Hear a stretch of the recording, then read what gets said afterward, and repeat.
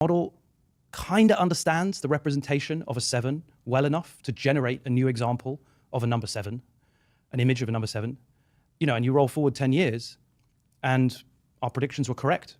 In fact, it was quite predictable in hindsight, the trajectory that we were on.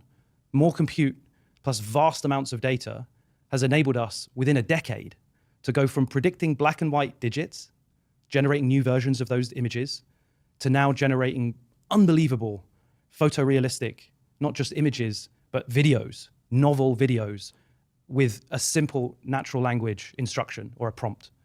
What has surprised you? You said you referred to that as predictable, but what has surprised you about what's happened over the last decade?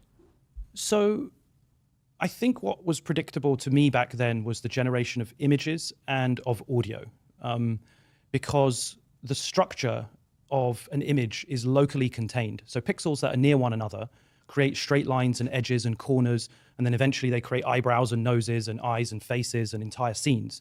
And I could just intuitively, in a very simplistic way, I could get my head around the fact that, okay, well, we're predicting these number 7s. You can imagine how you then can expand that out to entire images, maybe even to videos, maybe, to audio too. What I said, a couple seconds ago is connected in phoneme space in the spectrogram.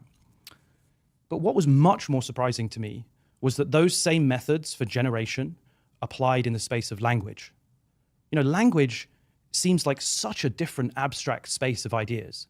When I say like the cat sat on most people would probably predict mat, right? But it could be table, car,